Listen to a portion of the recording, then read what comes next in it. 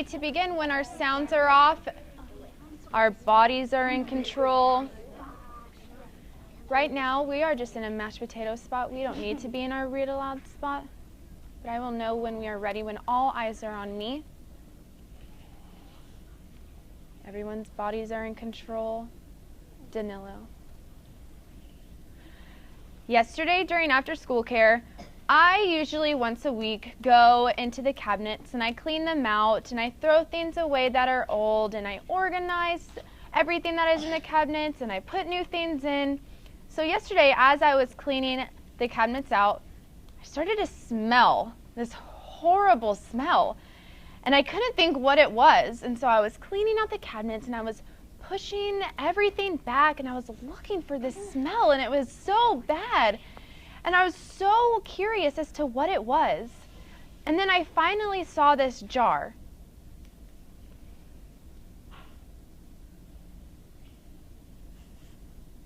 What was in the jar? That was it. That was my story. A jar? A jar? You just left me hanging. That's not very nice to leave you hanging, was it? No. As you're writing, readers don't like to be left hanging. A way that you can have your writer or your readers not be hanging is to give them a satisfying ending. And the way you can do this, Allison, is by letting them know what happens to your character. So when you're thinking about the problem, I'll wait. When you're thinking about the problem that your character might be facing, a way that you can give a satisfying ending is by telling your readers the solution or what happened. Just like I was telling you this story, you didn't like that I left you hanging, did you? No. And we don't want to leave our readers, hanging either. So I'm working on my story about Sarah going to Disneyland. And I'm going to read you what I have so far. And once I'm finished reading, you're going to give me a thumbs up if you think that's a good ending, or you're going to give me a thumbs down if you think, I think it could be better. Yes, Vivian? When you were talking about the books that didn't have a satisfying ending, it reminded me of a book that I didn't think had a satisfying ending. Like, it said, so someone was saying something and then it said he joked. And then I turned the page, and that was the end of the book. Wow. We don't like to read things like that. We want to know what happens, right? So here's my story about Sarah going to Disneyland. After looking at the ice cream, Sarah turned around and noticed her family was gone. Where's my family? Sarah thought as she began to cry. She began to search and asked the man at the front if he had seen them. Over the intercom, the man asked if they were in line. Thumbs up if you think that was a good ending. Thumbs down if you think that was not so good. I see a lot of thumbs down. Emily, why are you saying that ending wasn't so great? I give it 2 thumbs down. You didn't say if she found her family or not. So we have no idea how this story ended. I just ended it with her being lost. Does she find her family? Does she continue going around Disneyland? We don't know. And so I'm thinking of a new ending to write. And I have one here right now. And I want you to think if this is a better ending that lets you know what happens. Soon, Sarah heard a calm, familiar voice saying, "Sarah." She turned around and there was her family. A big smile spread across her face. "I was trying to find you," she yelled. She finally felt safe again. Thumbs up if it's a good ending, thumbs down if it's not. I see a lot of thumbs up. Paisley. Okay, put your hands down. He's putting his thumbs down. Paisley, can you tell me? I'm going to wait until all my friends' sounds are off. Brandon. Paisley, can you tell me why you gave that ending a thumbs up? Because she said I was looking for you and she was happy again and you don't have anything to say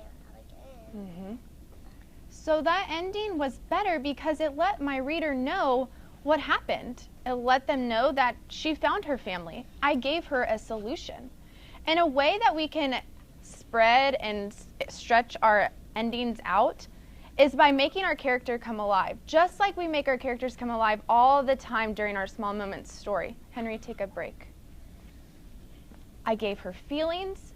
I said she had a big smile across her face. I added in dialogue between her and her family, and I made my character come to life.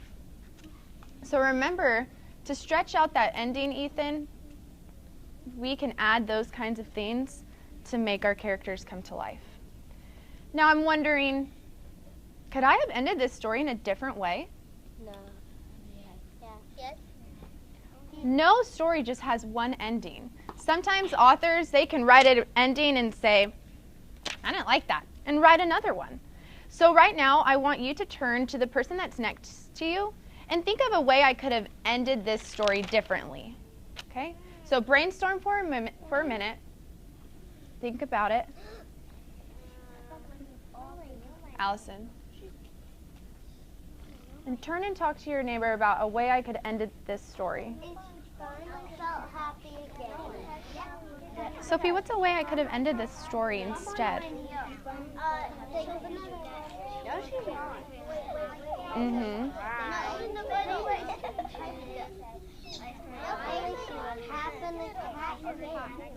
So maybe she could have bought ice cream, but how would she have found her family instead? What's a way that we could have changed it?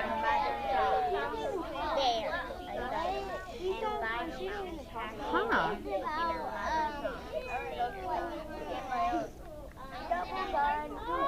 Danilo, are you discussing a different ending I could have added?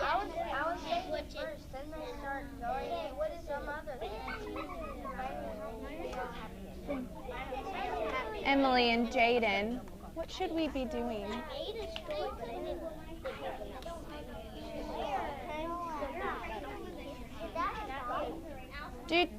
Do. Show me a signal if you'd like to share what you and your partner talked about of how I could have ended my story differently. I'm going to wait till all eyes are on me and our sounds are off.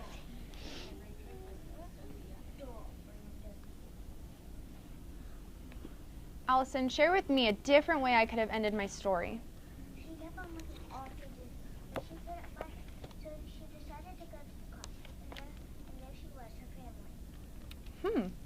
So instead of going to the person at the front and him calling over the intercom, she could have searched all throughout Disneyland and gone out to the car and found them.